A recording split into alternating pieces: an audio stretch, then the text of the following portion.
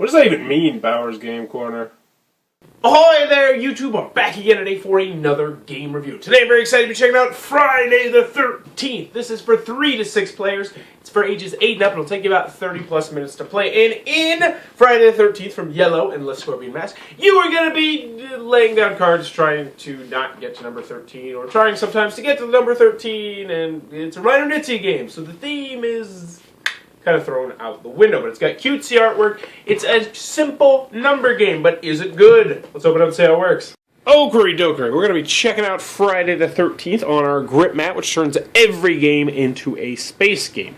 So first and foremost, we have our handy dandy rule cards. You're going to get 3 rule cards, double-sided, full color. They got plenty of play examples on them. I'm normally not the biggest fan of rules on cards, however, these do a very, very well done job. So no complaints with those. It's actually kind of nice they have those. I actually like them, as odd as that is. So, in this game, what you're going to be doing is you're going to be trying to get the fewest amount of points over 4 rounds by laying down various different kinds of cards. There's going to be 4 suits in this game. There's going to be cute, adorable little kitty cats, black kitty cats, which are, of course, are bad luck. There's going to be ladders, which obviously are terribly, horribly bad lucky. Unlucky, that'd be the word. And then there's going to be broken mirrors like so. And there's going to be a couple of increments. You're going to get 1s, 2s, 4s, 5s, and 7s. So those are going to be the increments you're going to get. There's no 3s or 6s. I don't know why, probably for balancing issues. That's all the number crunchiness. So next, you're going to get your unlucky card because it's Friday the 13th. Each of these is just going to be worth 4. And if you have this in your hand at the end of the game, in your pile, it's instantly going to be worth 2 points, which is bad. And those are the cards you're going to be getting in those games. There's only going to be 4 suits grand total, and one of them's going to be these cards right here. So what you're going to be doing is you're going to deal the cards out as evenly as you possibly can, and then you are going to grab your hand and you're going to start the game. And how this works is, on your turn, you are going to play 1 card. And that's it. On your turn, all you're going to do is play 1 card. And then if you make one of the stacks reach 13, you're going to collect all of the cards from that stack except for the one that you just played. And it's going to go face down in front of you in the pile to do scoring later. So we'll just go ahead and we'll start the game. And we'll say we'll start off with a 7 ladder over here. So you're essentially pretty much always going to have 3 piles. You're going to have the ladder pile, you're going to have the kitty cat pile, and then you're going to have the mirror pile.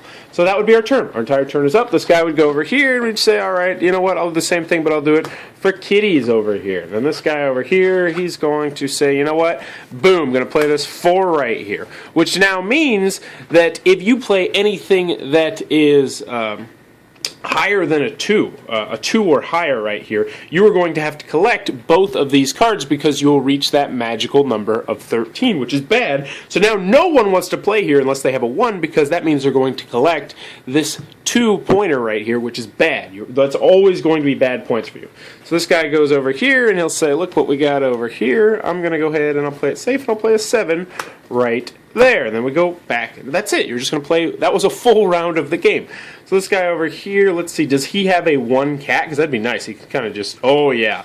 So this is kind of a real screw you move. So he's going to play that, which means boom. Someone eventually is going to have to play this cat here, and they're going to get that negative points, which is bad. So moving on to this guy, let's see what he would do.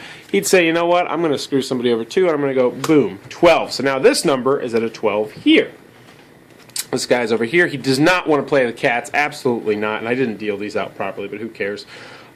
He's probably going to say, you know what? I am going to go ahead and I will play this 5 right here, and I'm now going to collect these cards. So what's going to happen is, since this number has now gone over 13, so now it's 17, he is going to collect these top 2 cards, put them face down in front of him, and he's going to leave his 5 right there.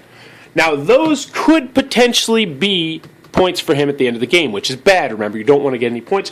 Or, if he gets the most of this suit, they would be 0 points. So, as you can see, there's a conflicting strategy there.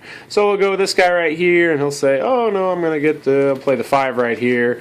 And then we go back over to me, and we do, I'm going to do this. And you're going to continue to go around until everyone has run out of cards. So, what are you going to do? How does scoring work? At the end of the round, you're going to look at the scoring. We'll just assume these are everybody's piles, whatever. Normally, that's not how it's going to work. But what's going to happen is you're going to go until everybody runs out of cards, and then you're going to add up your piles. And how you're going to do this is each card that is the suit, either a mirror, a kitten, or a ladder, is going to be worth 1 point towards you. So you tally it up and say, oh, I ended up with 4 of the ladder cards and 1 of the negative cards. So this right here would be 6 points that you got this round. It's not terrible, but it's definitely not good. Now, what would happen is if you had the most of these ladder cards, these would all be 0 points. So let's just say everybody else has 3, 2, and 0 ladder cards. Well, you know what? Boom. These are now worth 0, which means you only scored 2 points that round. Moving on to the other guy, we look at his hand. We'll look over here and we'll say, oh man, he had a really bad one. He only had 3 ladders, which means he's going to score for those ladders. We'll say he had this one right here, and he had 1 cat, and he had that. So we would look at his score and we'd say he gets 2 automatically for that. You could never get rid of this. So he'd have 2 points, 3 points, 4 points, 5 points, 6 points. He would have scored 6 points. And you would continue to go around, tally up everybody's score, reshuffle, redeal, do the same thing 3 more times. And whoever has the lowest amount of points at the end of 4 rounds is going to be the winner of Friday the 13th. And that, in a nutshell, is how Friday the 13th is played. Okery dokery! Friday the 13th from Yellow and the Scorpion Mask. What are my final thoughts? Let's go over the pros, let's go over the cons. First, on the con side, the game is not going to be for everybody for a variety of different reasons.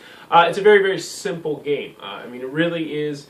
There's not too much strategy. There is strategy there, but it definitely boils down to, am I going to try and collect cards this round, or am I going to try and focus on 1 or 2 particular brands of cards, or am I going to try and not collect cards? And that's about the extent of the strategy. Also, there's a lot of luck in this game. Now, don't get me wrong, I definitely think there's skill on when and where and how you play your cards, but what cards you get is definitely going to make it so that there is quite a bit of luck in this game. So if you get a really nice hand of just all 1s, you're probably going to have a better shot of winning than someone who gets a bunch of 7s. So take that for what you will. Also, if you like 2-player games, this one is not 2 players, so can't recommend it for that. Also, I think this game just barely misses the mark of being a filler game with the 4 rounds you have to play. I think it's just a smidge too long to be a filler game, even though it definitely feels like a filler game. So it might overstay its welcome just a little bit for some people. Last but not least, you are just doing the same thing over and over and over and over and over again. And especially the fact that you play 4 rounds really hammers that point home. So those are the real cons I have. Oh, and the obvious lack of theme, but Reiner Knizia just gets a pass on that because, well, he's been doing it for so long without theme. So moving on to the pros, Friday the 13th. What do I think about it? I like it. I like it an awful lot. It's one that's going to be on my shelf for a long time, and there's a couple different reasons I like it. First, it is a number game, and I enjoy number games, but it's not a number crunchy game. I mean, no number is ever going to get bigger than 19. And that's if you had a 12 and you lay down a 7. Most of the time, you're not going to get higher than 13, 14, 15, something like that. So it's a very simple number game. So it's going to have that educational purposes of just adding numbers. And I definitely think it says ages 8 and up. I think you can teach it to maybe a 6-year-old because it is definitely on the simpler side. In fact, my editor, he played it with his 6-year-old, and she liked it an awful lot. Also, despite the fact there is no theme, I like the artwork a lot. It's cutesy. The cats are funny to look at. The pictures are somewhat humorous. I mean, everything is bright and vivid, and it's nicely done. And I like the artwork. Component-wise, very nice. Cards are great. Box is great. I like these kind of style of boxes. Sometimes this one I like because it's not just going to pop open, which was a problem I had with some of the other Yellow games like the Tortoise and the Hare, where they had the magnets where it would just pop open and all the parts would go everywhere. And even if the parts do open on this, it's just like, oh, it looks like I just got ready to deal the game. So that's not a problem at all. So component-wise, definitely nice components. It's very small, compact. I like that an awful lot. The gameplay itself is fun. I mean, it's a fun, quick, simple game. And the great thing is, it says 4 rounds. You can definitely play in less rounds. I mean, you can play 2 rounds, and I think you would get just about the same amount of flavor there.